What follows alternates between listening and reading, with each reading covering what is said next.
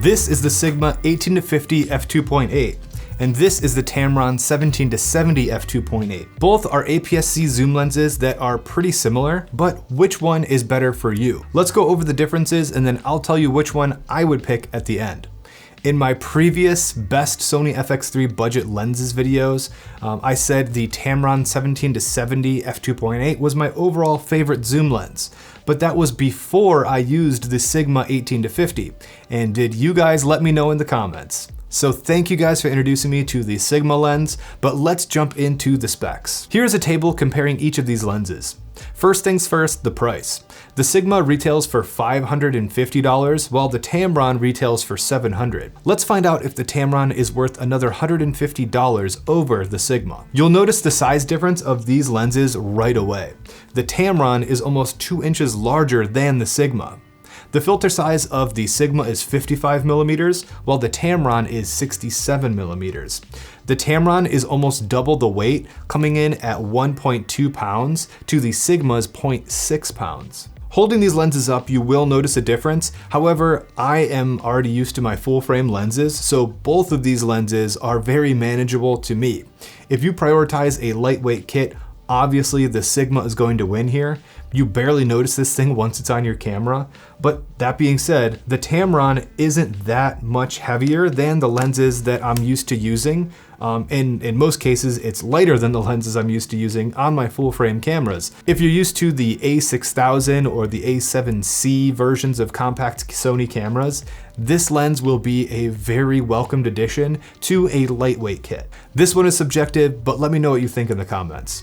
Both of these lenses have focus rings, obviously, but one thing to note about the Sigmas, since this lens is so small and this focus ring is actually recessed into the body, it sits flush with the body. So it's very difficult to get precise long focus throws with this lens because sometimes your fingers will actually grip the body of the lens and it will stop and it will be a jerky motion. It's hard to describe until you actually pick this thing up and start to manual focus around with it. The Tamron, however, is much larger. It's a little bit raised over the body of the lens, so it's much easier to make smooth manual focus pulls with the Tamron. When it comes to sharpness and image quality, let's take a look at some charts to compare these lenses.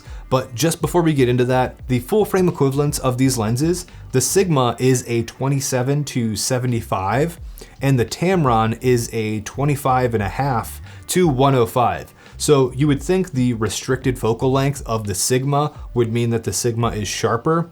However, the Sigma at 18 millimeters is very soft. The corners suffer from very heavy distortion, and if your subjects are too close to the edges of the frame, they're very soft. From f2.8 to 5, the corners are still soft. It's a little sharper at 7.1 to 10, but then things get softer again at those higher apertures.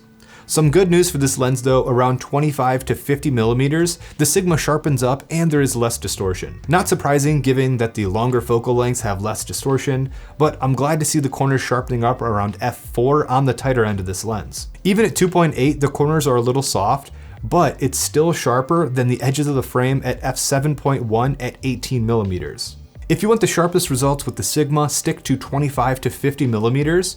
If you shoot a lot of wide angle shots that are close up to a subject, you may be disappointed with the soft results coming out of the Sigma. The Tamron, on the other hand, is sharper wide open at 17 millimeters. It's a little softer on the edges at 2.8, but by f4, it's almost as sharp as the center. Great performance wide open at 17 millimeters. The Tamron at 70 millimeters is still sharp in the center, but it takes until f5.6 for the edges to sharpen up here. Even if it takes till 5.6 to sharpen up the edges at 70 millimeters, I still think this produces a very usable image. The Tamron is the very clear winner here, especially at the wide end. The Tamron at 17 millimeters at f2.8 is sharper than the Sigma at 18 millimeters at f7.1. At the longer end, the Sigma is actually sharper throughout the range. At f5.6 and 7.1, it's close, but I still think the Sigma is a little bit sharper. That being said though, we're comparing the 50mm of the Sigma to the 70mm of the Tamron. The Tamron is more in line with the Sigma at 50mm. When it comes to differences in the wider end, 17mm versus 18mm may not seem like that big of a jump, but there definitely is an advantage to having the widest lens possible, especially if you're using active stabilization that crops into your footage. But I wouldn't make a purchasing decision based on 17mm to 18mm. A much more interesting comparison is 50mm versus 70 though. I find myself zooming in as far as I can with zoom lenses to show details, and here is where I preferred the 70mm over the 50. 20 extra millimeters to show details is a pretty big difference here. What do you think? Let me know in the comments. For autofocus, I took both of these lenses to Cleveland for some quick tests. For these tests, my autofocus transition speed was set to 4, and my subject shift sensitivity was set to 5. Okay, autofocus test at 28mm, pretty much right in the center, and I will walk up and out of frame, let it focus on the background, come back into frame, come out of frame.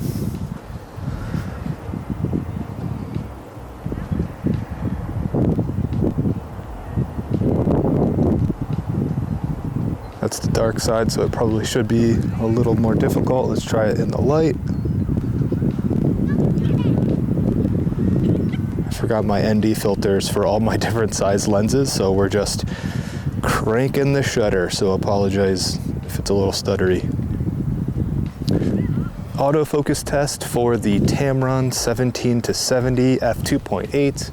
Again, this is at f2.8. How's this lens doing in terms of autofocus?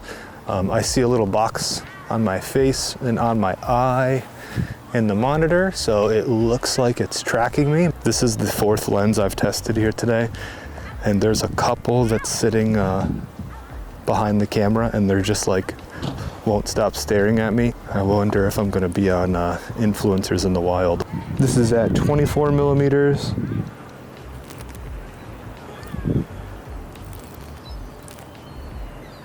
Here is 35mm. Both of these lenses did great in ideal lighting conditions at golden hour. The Sigma seemed a little bit slower to focus over the Tamron, but to know that I had to literally arrow key through the footage to actually see the difference. When it comes down to practical use in ideal conditions, I think both of these lenses did very well. When it comes to flaring, the Sigma seems to control the flares a little bit better than the Tamron. I was very surprised to see this considering the image quality test results.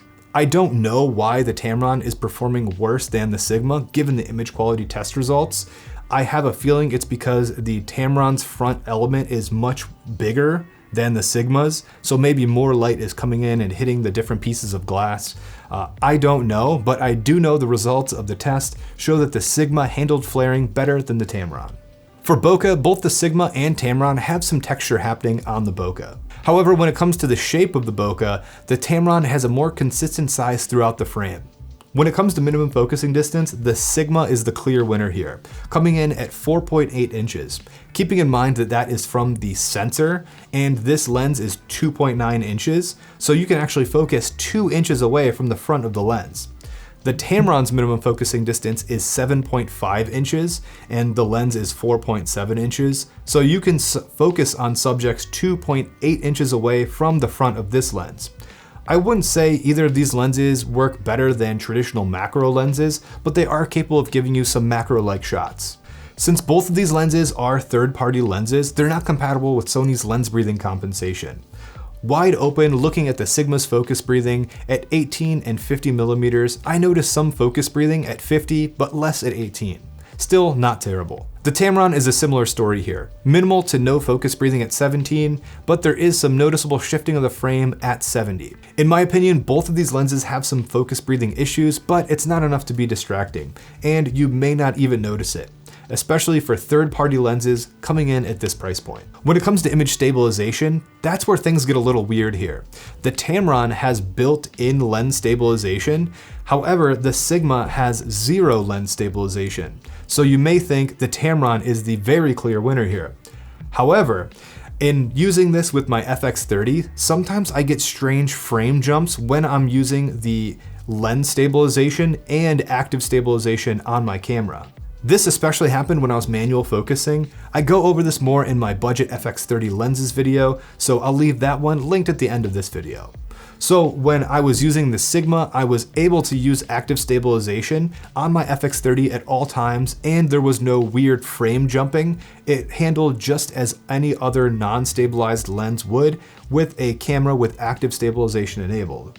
When I was using the Tamron, however, I was only able to use standard stabilization, and if I was on a tripod, I would just turn stabilization off altogether. Stabilization can help get rid of some of those handheld shot vibrations. However, if you're moving with either of these, I'd still recommend a gimbal to get the best results possible.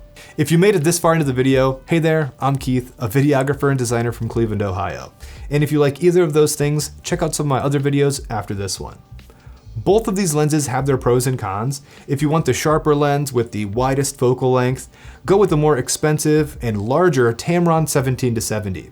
However, if you have any internal stabilization, you're limited to standard stabilization only. If you don't mind your lens being a little softer on the wide end and having more distortion, the smaller and cheaper Sigma is still a great option. The focus ring sits flush with the body of the lens, so if you do have a lot of manual focus needs, this is going to get a little bit annoying for you.